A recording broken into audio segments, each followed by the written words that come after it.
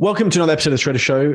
Today, really excited to have a really good friend of mine who I met with in Miami earlier in the year. Mr. Duncan Lucas is one of the OGs of the fitness training scene online, based in Miami. And we'll talk about some of his story in terms of how he got into bodybuilding, how he got injured, how he came back, and other bodybuilding related matters, and try and give you as much value as possible. So thank you very much for your time, Duncan, and welcome to the Shredder Show. Yeah, of course, man. Good to be on here, and I appreciate the nice introduction. I started working out in 2007, but I started Instagram and the whole online coaching stuff in 2013. So thanks for the nice words, and congratulations on your recent showing too, bro. You got in incredible shape. I was very impressed. Me and Julie were like, "Damn, bro, Charlie got very lean and hard." Yeah, that's the thing about bodybuilding. Like people think it's a lot of combinations. You know, you got to be lean, dry, hard, the muscle has to push against the skin. I thought you looked really good. That one picture you posted in your story, in the gym. Yeah, I get like, you know, like how like white people get like grainy dry. That's like my physique's like that, right? You know, like how Dorian Yates used to get like that. Like I get super fucking dry and like hard, like Hollingshead. Yeah. Like it's like a white British thing. I think it's the British beef. Well, British people, bro, you guys are known for being very hardcore bodybuilding. Yeah. And like, who's the guy in there? Jordan Peters? Oh, yeah, Jordan Peters. Yeah. He's British, right? Yeah. Yeah, he coached me for a long time.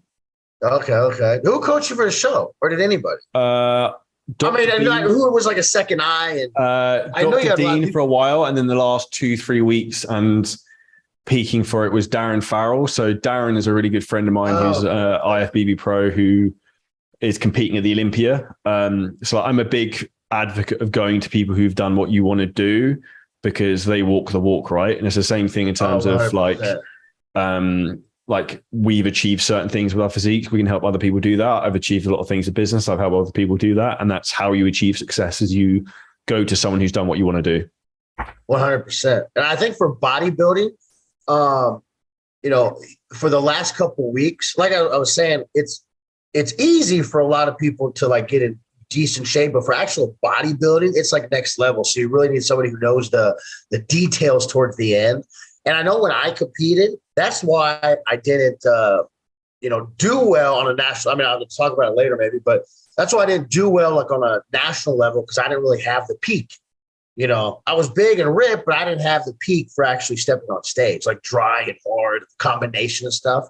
So it's crazy how many details go into actually competitive bodybuilding. Yeah, it's an art, and you suddenly realize how much goes into it in terms of like I fat loaded, like depleted carbs, then carb loaded, increased water, decreased water, like manipulating dehydration with vitamin C and other stuff. Like how much goes into like that end product on the day, if that makes sense. Yeah. So did you think? See, because you're always in decent shape. You're not like me, get big and bulky and stuff. So how hard was it to get, or how much weight did you lose? So this is interesting, right? So I had abs at 95 kilos. I was like, oh, I might get to like 92. At one point I got down to 86.5 kilos. And then I went back up. I competed at around 89, 90. And that is just a test. And at the start of the year, I was about 100 and 101. That's a testimony of how much body fat you hold. Because a lot of people, like you and me both know this, right? We get clients come to us all the time and like, oh, I just need to drop 10. Like, I'm losing loads of muscle mass. And it's like, the reality is you don't actually have much muscle mass to begin with. You're just quite fat. Yeah, 100%. Yeah. Because you hold fat in like so many different areas. And especially for bodybuilding, you have to get so lean. Yeah, I remember doing my first show, 18 years old, I played football in high school, American football. Not soccer. Yeah. I played football in high school. So I started working out when I was 16 to get bigger for high school football. And also, are most of your listeners guys or girls? Guys. So also, I was going through my first breakup. I'm sure a lot of people, guys listening, can relate to this. I was going through my first breakup, and I needed an outlet to let out some anger and aggression. Okay, so that I joined the gym, and I immediately saw progress. Can I go and tell my story a little bit now? Yeah, let's go for it. I immediately saw it all began with a breakup. It's like sounds like a country and western song. Dude, I'm trying to think back. So I'm 33, but you're 33 too, right? I'm 32 and nearly 33. I just turned 33 in September. When's your birthday? December 18th. Same day as the Olympia, I think, or day after. Oh, damn. Are you going to Olympia? Yeah. I'll be there. Oh, damn. Okay. Yeah, me and Jillian were talking about it. Okay, anyway, so I was 15 and, I was playing football and then I went through a breakup and I was kind of skinny and lean. So I'm Greek. I'm half Greek. My mom was like born and raised in Greece. So I have pretty good genetics for like muscle building. So before I started working out, I think I was like 155. And then I was playing high school football. I needed to get bigger for that. And I went through my first breakup. And I needed to let, an outlet for anger and aggression. You have all these frustrations and stuff. So I joined the gym and over a summer, I gained 30 pounds in over 3 months. Okay, so I saw results quickly, so I immediately was hooked. And then I joined a Gold's Gym, and that's when I really fell in love with bodybuilding because at the time where I lived, there was a lot of bodybuilders at the gym, honestly. This was 2007 in Columbia, Missouri, in the Midwest. And then I did my first bodybuilding show at 18 years old. So that's kind of how I got into working out through a breakup and high school football. And then when I saw I gained weight quickly, like I immediately was hooked. If I didn't see results right away, maybe I wouldn't be as motivated. But like when you see results in something, like you want to get more. So I immediately was hooked, and then that led to bodybuilding. So what first led you into actually competing in bodybuilding? Okay, so man, I joined Gold's Gym, saw results quickly. Oh, you know what it was? There was a poster on the gym, or in the gym, a poster in the gym for a show. This was 2007. And I remember at the time I was like, I'm going to, I want to do this show. I want to step on stage, but I didn't know what all entailed stepping on stage. So I didn't really like go through with it. And then the next year, 2008, I graduated high school and I started my diet. And this is what I was saying before I went on this tangent. I was 282 and I dieted down to 198, bro. 198. Fuck. But I was saying I'm a big bulky dude. Yeah. I did, and even back then I kind of looked like. I posted my pictures a lot. I looked like a kind of like football player. So I lost like 80, and I was 282, not like fat, but bulky fat, kind of. Like heavier than an off-season bodybuilder would be. But it was right when I was like, I am a believer too. I don't know if you believe this is kind of off topic, but if you're a young guy who's trying to get massive, you need to go through like a bulking phase. Yeah, I think everyone had that. I think when you're younger, like in your teens, it's a good. You can get away with it more then. Whereas I think when you're a bit older, it doesn't work the same. Yeah, your metabolism's not as good. Stuff. So I was 282. I went down to 198, and I saw the poster in the gym, and then I always liked the look. Big, shredded, freaky. The high school breakup thing, as soon as I saw results, because a lot of people start working out for girls, but as soon as I saw results, I was hooked on the actual working out, like not for girls. Because once you get to a certain size, these girls don't care anyways, So, and then I did my first show, and I remember I was like 2 weeks out, and dude, it was like, I was doing like 2 hours of cardio every day. And then a strict diet, obviously. And it's a lot of work, but I made it to the show. And I won teenage, which isn't saying much. And then I did open and got like third out of like 7 guys in open light heavyweight. And then I just went from there. So I always loved bodybuilding though, because you're building something. And that's why I liked, I was so into, my business and building it too, because you're just building something. And there's really like no stopping point. You can always improve.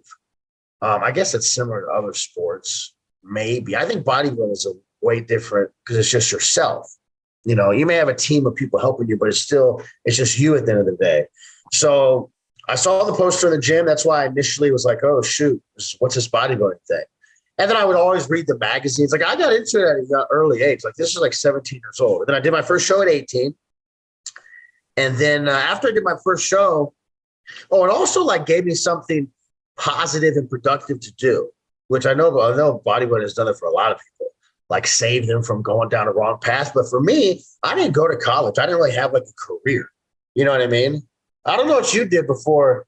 I was a real estate agent, so I was did that up until 4 I thought you were like years. an electrician or something. What's that? I thought you were like an electrician or something. No. I was a real estate agent, so I sold properties and stuff like that. So that was me 4 years ago, and then I transitioned into what I do now. Now I live in a skyscraper in the Middle East, which is a bit of a different. Yeah, it's crazy. It's crazy. All through fitness. Yeah, helping people get in shape all over the world, and like that's something you and me are very blessed to have the ability to do. Well, speaking on that, I'm lucky that it's online and I can live all these places. And I'll go into it too. I've hold on, back to the bodybuilding. So at 18, I did my first show. I did decent, and then I just went from it there. So I was saying, like, I had no set career. So my family is Greek, so they own a restaurant. They're like the restaurant business. But I wasn't going to be like a doctor, a lawyer, a firefighter. I wanted to be a bodybuilder. So that was my path. So I was all in on this. Was before my business, before I started my business. So I was all in on bodybuilding, and then I wanted to be Mr. Olympia. Like that was my mindset. And then I did one or two shows a year after that, and I qualified for national level. But I was saying earlier before we started recording, these guys.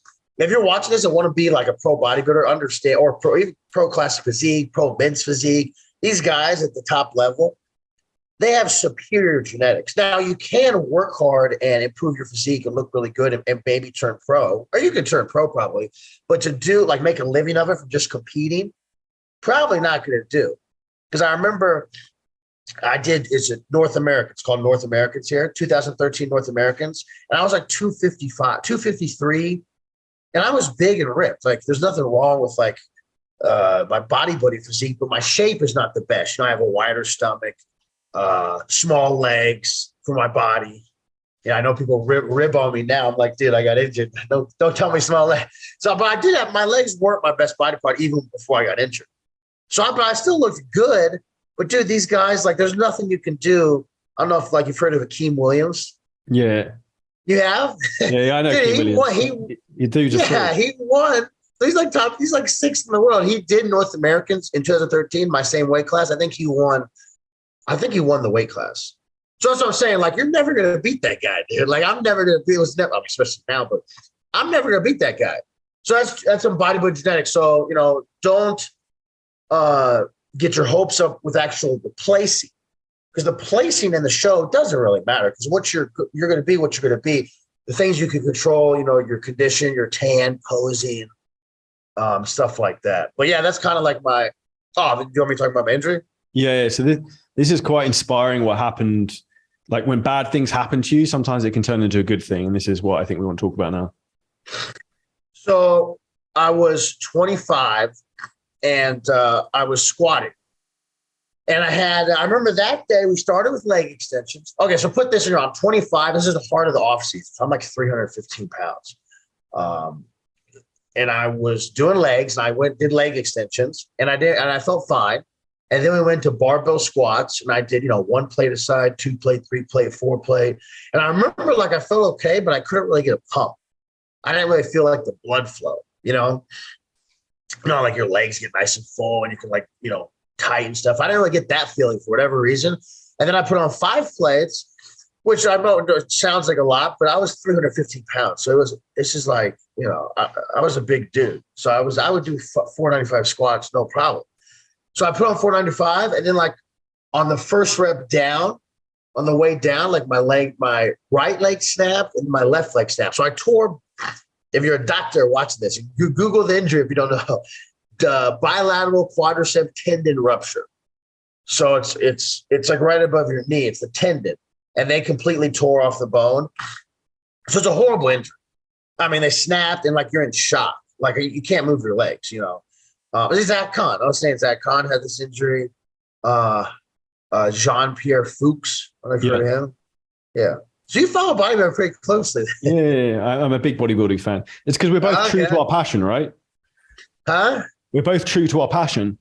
Oh, wow, 100%. Man, Branch Warren had this injury on one of his legs. I think he slipped on ice, though, didn't he, or something weird? Oh, yeah. Now, Zach Kahn, I think he tore both of them at the same time, no? Yeah, I was on a hack squat, I think. hack squat. And Jean-Pierre Fuchs tore it in that photo shoot. So if you guys know bodybuilding, I had the same injury, bilateral quadricep tendon rupture. So, and then the recovery took like a year before I was training legs somewhat decent. And I remember I was out of the gym totally for 6 weeks. I couldn't walk for a month. I mean, it was horrible. It was horrible. I wouldn't wish this injury upon anybody. But then, I had a great support system at the time, so I was able to get through it and recover. And I always say now it was a blessing in disguise. So I started my business in 2013. The injury was 2015. And when I got injured, I was able to focus all my time on my business and all my time and energy on my business and not my personal bodybuilding. So, because before I was like, oh, I want to be a pro bodybuilder. I want to do all these things in bodybuilding. And I'm using my business because it's kind of a way to like support that. But I wasn't like a coach really. I mean, I was, but you know what I mean? I was still into my body. And so when I got injured, I was like, oh, well, this bodybuilding thing's not going to happen anymore. So I really need to focus on my business. And I remember I was injured in July 2015. In August 2015, I had my best month, at the time, because I was able to focus more on doing my business stuff. So that's what I always say was a blessing in disguise. And for me, if I never got injured, dude, I was a hardcore, like extreme guy, with everything, with supplements, training, food. So if I never got injured, I would have gotten hurt worse, may not even be here because I was like an extreme bodybuilder. So it was definitely a blessing in disguise for me.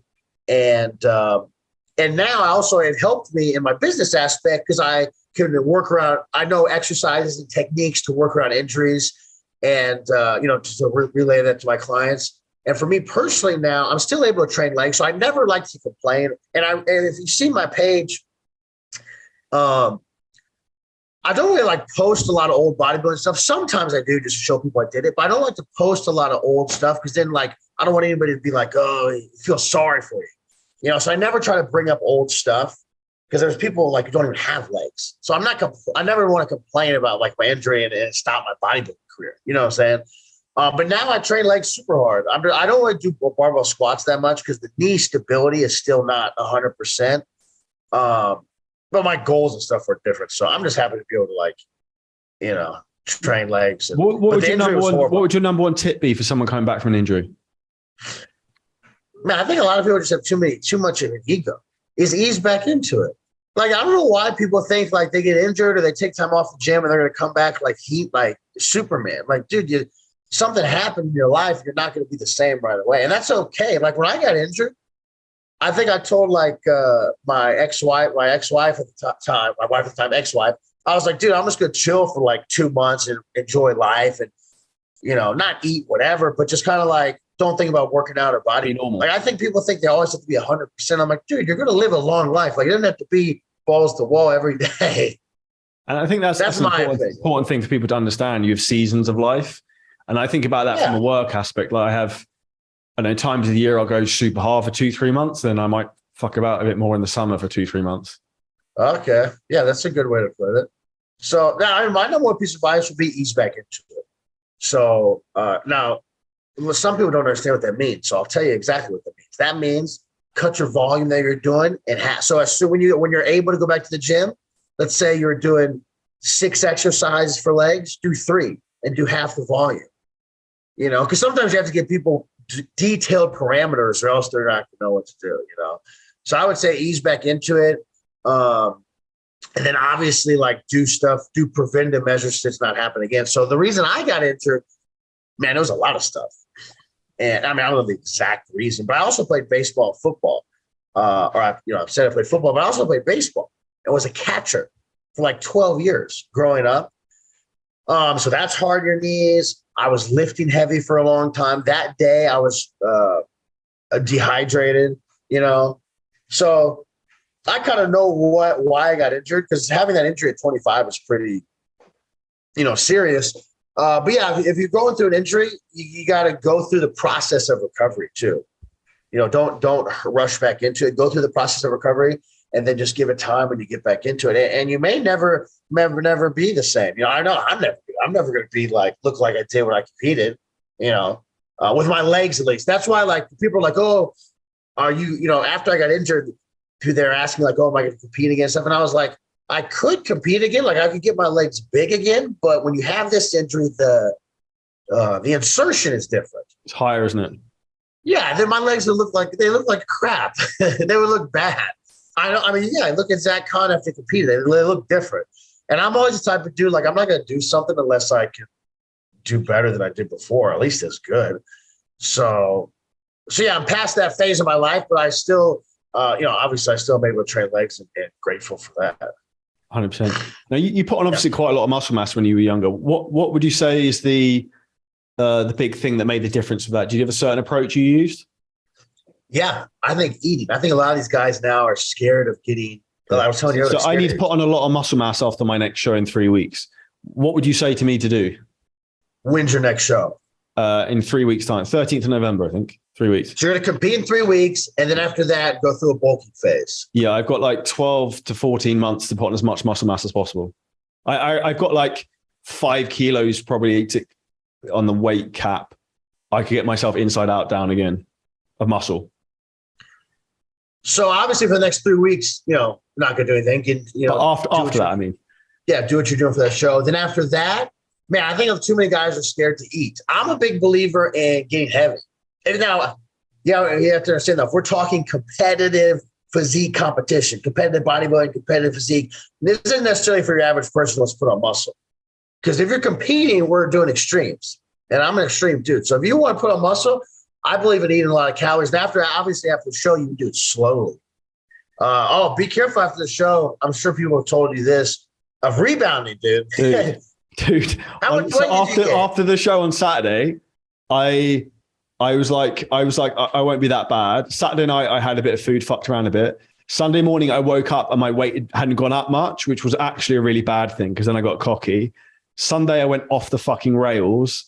And I ended up going out I ate loads of shit in the day. I went out for dinner. I had a starter, steak, a pizza. And then I ordered 3 cookies when I got home, like massive ones.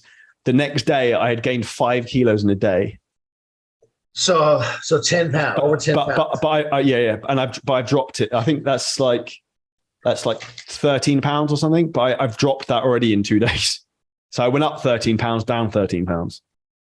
Yeah, I have some horror stories post show.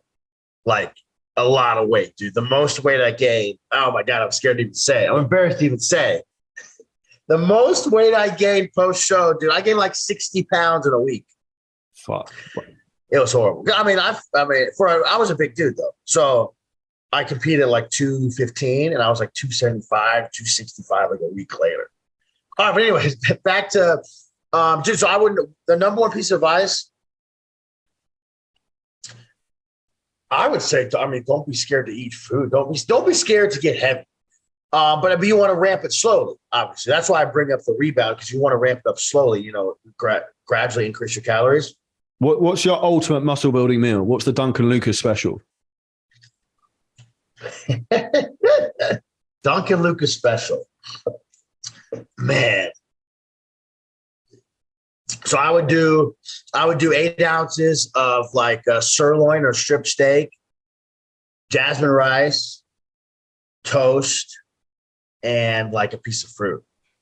Dude, I'm an old school bodybuilder, dude. Steak and rice, chicken and rice, and then I love bread for bulking up. Yeah, you got a show in 3 weeks, but I shouldn't be talking. Gradually increase food. Oh no, but what I was gonna say was a lot of these younger guys, they're scared to get heavy. Now, when I say heavy, though, you still always want to see your abs. They always want an outline of your abs. Because a lot of these guys, I'm sure, come to you too, and they're like, oh, I want to bulk up. But then they like have no muscle and they're fat. I don't want to hurt anybody's feelings. But I'm like, dude, you can't bulk up. If you don't have abs, we don't have to be shredded. But I'll say, Charlie, the good thing about when you do a show is you have a lot of room to add body fat because you're so lean. So you can add some body fat and still stay very, very lean. So I'm a big believer in bulking up, decrease the amount of time, decrease your workload, the calories you burn. I'm actually about to post a bulking video after this. So it's funny you say this. So I'll give you my 3 tips right here. Yeah. The 3 tips for bulking up. Take more rest days. So if you're training 6-7 days with weight, or if you're training 5-6 days, decrease that, maybe 3 or 4. So take more rest days from weights because, you're building muscle and you're growing when you're resting, not in the gym. Add more fats to your diet. So fats are 9 calories per gram. Protein and carbs are 4 calories per gram. So if you add more fats, you're going to get more calories without necessarily stuffing your face with food, like almonds, peanut butter, things like that. And then number 3, I just lost my train of thought. Number 3, let me watch my video real quick. Number 3 is edit this part out. Oh, number 3 goes with the rest days. Burn as little calories as possible. So I'm a big guy with I always say don't chase 2 rabbits. So if you're trying to bulk up, focus on all the things that help you bulking up. It's like a mindset shift. If you're trying to cut body weight, the only thing in your mind. So if you're trying to bulk up, get big, get big, get big. Trying to cut body weight, get ripped, get ripped, get ripped. Like it's a mindset, So when I was competing, that's what I was good at. When I was bulking up, I would just be worried about gaining muscle, gaining weight. So the high, my body weight got to 325. So when I bulked up, no stims, no caffeine. Because I think those things are going to hit your nervous system and kind of make it harder to gain muscle. And then I'm trying to cut body weight, dude, hour cardio in the morning. It's a mindset shift. You know what I mean? Yeah, but my number 1 tip would be don't be afraid. Don't be afraid to get fat. No, but don't be afraid to get heavy because you're not going to get fat. But that's the great thing, like I said, about doing a show is you're so lean. You have such a lean base where you can gain some weight and gain muscle and still be very, very lean. And that's why I always recommend it to everyone. Every year you should do a pretty strong diet at some point, whether it's for a holiday, a photo shoot or whatever, just because it gives you such a strong window afterwards to rebuild muscle mass where your body's so sensitive. It's like a sponge. And I feel like that now, my body is prone to grow. As soon as I start to put some food in and can start to train again, I'm just going to blow up, I think. Absolutely. So and you're going to gain a lot of weight first. Oh, I'll give you another tip. You're going to gain a lot of weight first. So I'm also a big believer. You said you have 12 to 14 months. Yeah. I'm a big believer in once you get to training a long time at a high body weight helps the muscle stick or solidify itself. You've heard people say that? Yeah, you need to hold the weight for a while. That's the mistake I've made before is I push my weight up and then I come straight back down again. Okay. And that's where people lose muscle mass quite quick. Yeah, I sell an 8-week bulk program, but that's just a start. The longer you bulk, the better, the more the muscles are going to stick. So my best bulking phase was 12 months. So I remember I competed, let me think. I competed December 2010, and then my next show was May 2012. And I put on 40, I don't know, 40, but 25, 30 pounds of stage weight. So, and then I was young. I was 21, 22 from December 2010 to May 2012. So I like the fact that you're going to go through a long bulking phase for sure. I definitely believe that for gaining optimal size, just don't get sloppy, which I know you will, but the longer you bulk, what's the biggest mistake you've made when bulking? Biggest mistake I made with bulking? Oh, I would say I wouldn't say I always got heavy. I know you know Chad Nicholas too. Yeah. He used to coach. Did you coach Ronnie Coleman for a while? Yeah, and he coaches Big Ramby now. But he was from Missouri too, and I bring up his name because I know he's a believer in getting heavy, really big. He gets his guys really big in the off season, and then he diets down and stay nice and full. I'm a big believer in bulking up heavy. So some people may say "Oh, Duncan, your mistake was you got too fat." And I'm like, no, dude, that's how you gain a lot of muscle. Because I post some throwback pictures. I got the other day, I think, a before picture. I'm huge, bro, and I'm not lean, but you can still have some outline of that. So I would say the number 1 mistake that I made was trying to change my workout routine, and I'll explain. So, when people say, oh, we're bulking up, so I'm going to just do straight sets or just train for strength. I think if you're bulking up, you still kind of have to do similar workouts that you've always been doing. So still have your intensifiers, like your supersets, drop sets. Don't get away from that stuff. Because if you're training for muscle size, still the ultimate goal, in my opinion, at least if you're training for muscle size, is to drive as much blood to the muscle and then feed it with nutrition and supplementation. And obviously you want to get stronger, but I remember when I was younger, I would try to do like 1 rep max, 2 reps and stuff, because I was bulking up. And I think that was a negative because it only hurt my joints. It didn't help my muscle building. So I would say the number one mistake was trying to just fiddle with my workouts too much. Like keep them the same. Towards the end of my bodybuilding career, I say career loosely because I only did 8 shows, but towards the end of my bodybuilding career, I just did the same workouts. So for arms, I would superset stuff. I would do a drop set or 2 on every workout. So the goal was still the pump. I think that's similar to how you train too. Like my goal is to get the biggest pump as possible. Now, I'm still trying to use heavy weight, but for a decent amount of reps to drive as much blood to the muscle. Like I'm not training for strength. And I never was really. I would always train for muscle size. So I wouldn't like what got you the muscle. You're not going to, I would continue doing similar workouts that you've been doing while you're cutting. Yeah. I don't know what that's a big mistake why people lose muscle mass is they half the weight they're using. They start trying to do like giant sets and 40 reps on stuff. And they wonder why they've got no muscle mass left. Bro, don't take a direct shot. Didn't you work out with Milos? I know Milos is a good friend of mine, but and I actually nearly went to Milos for coaching, but I don't really resonate with that style of training, and I don't think it's really practical either. You trained similar because I know when you came to Miami, you trained back with us, didn't you? Yeah, I do a lot of straight sets and then some sort of intensifiers, but it's generally fairly like straight progressive overload British style of training. Okay. With some other body parts like shoulders and arms, I tend to do more intensity work because I think they favor a higher blood flow and higher rep ranges because they've got a poorer blood supply. But I don't like that on bigger body parts as much, if that makes sense. Oh, yeah, for sure. I think we honestly have pretty similar training principles. Another piece of advice for you and for anybody listening or watching is, understand this is like a marathon, not a sprint. So a lot of people in the gym now, especially with this like social media, TikTok age, they try to have like 100% workouts every day. You're not going to hit a PR every day, and you're not going to like kill it every day. But I'd much rather see you have, a 75% workout than 110 and get injured. So be smart with it. Like you're not going to deadlift 500 pounds every single time you train back.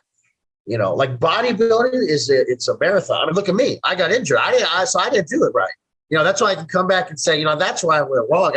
I probably did some things too extreme and which led to my injury. So understand like this is a marathon, especially if you're competing, but anybody who's just trying to get in better shape or build muscle, like it takes time. So you're not going to like kill it in the gym every single day. I know you know that, but I know a lot of people listening probably could benefit from that. Yeah, I think that's people also need to understand about not thinking about the micro, like the day-to-day, and thinking about the macro and zooming out the bigger perspective and understanding like one of my favorite sayings is like one set won't make your physique, but one set can break it. Like respectfully, that sort of thing that happened to you, obviously with squatting is like, if you make a bad judgment call on something, it can cause a big problem. Yeah, for sure. I mean, actually, I'll tell you a funny story with that. So I never squat. I mean, even back then, even when I was competing, I did hack squats, Smith machine squats, leg press, and my legs got big. So that's where I saw the best results. But that's a certain day. This just came back to me. That specific day, my wife at the time, my ex-wife, she wanted to like work on her glutes, right? So she wanted to do back squats, like barbell squats. Yeah. And I was like, all right, whatever, fine, I'll do it. Because my form was never the best on barbell squats. I'm also a believer too, like these guys, I'm sure you get it all the time, like, oh, I'm doing skull crushers and my elbow hurts. I'm like, dude, they just don't do it. There's so many exercises. Yeah, it's an example of a shit exercise that doesn't fit your physique. Yeah. And I never had the mechanics for barbell squat. Like I didn't have good form for whatever reason. I'd have bad ankle flexibility, mobility, whatever. So, but she was like, oh, I want to work on my butt. Let's do barbell squats. So we did it. And, I tore my quads the 4th set. So I did something. And that was the first time I did barbell squats in 6 months, So, but yeah, it's a long-term play. It's a long-term game with bodybuilding, especially if you're competing, To wrap things up, Duncan, what would you say is your number one piece of advice for people to focus on in terms of getting fitness results? Oh man, I'll tell you, I've been preaching this in my stories too. This may hurt, and not gonna hurt some feelings, but so I know you're the same way. I'm not a big believer in motivation, guys. So motivation comes and goes. You may get short bursts of energy. I'm stealing this one from Grant Cardone. I know you know Cardone. Yeah. He says, yeah, is you just got to show up every day. So instead of like being motivated every day, because it's going to fade. I know I go through more times of I'm extremely motivated, and then times where like, dude, I don't even feel like getting out of bed. I know a lot of people can relate. So instead of, having some bursts of motivation, just show up every day. Now you say that though, and I always like to explain what I mean. So what does that mean? That means, the night before, make a list. And I'm stealing from all these people. I stole this from Frisella. Make a list of what you have to do the next day. He calls it the power list or whatever thing. So make a list of what you have to do the next day, or tasks you have to do, and then showing up means accomplishing those tasks, checking them off, and it'll eventually lead to success in your life, and then in fitness too. So in fitness, 40 minutes of cardio, 40 minutes of AM cardio, eat 5 clean meals, 40 minutes of chest today. Rest or sleep 6 hours, get in a gallon of water. So accomplish tasks throughout the day and it'll eventually lead to success. So if you're just relying on motivation, it's not going to last. Like I joke with people that I'm not really a motivated person. You just have to show up every day. So that's my number one piece of advice. And then, enjoy what you're doing too.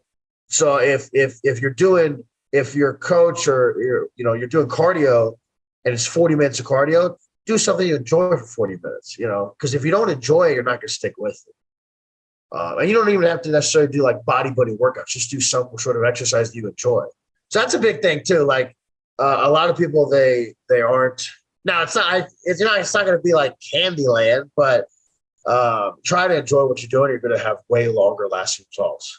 So that honestly be my top 2. I know it's not like specific things, but I would agree 100%. It's about not being about motivated, it's being disciplined, and that comes down to a character trait. So, and that's something obviously you have, and that's why you've been successful for a longer period of time. That's why you were doing very well at bodybuilding. So, thank you. I appreciate it. Thank you very much for your time, Duncan. Really, really appreciate it. For anyone to check out Duncan's Instagram, I'll drop the link in the show notes. And if anyone who enjoyed the episode, make sure you leave us a 5-star review and subscribe to the podcast. And we'll see you next episode very, very soon.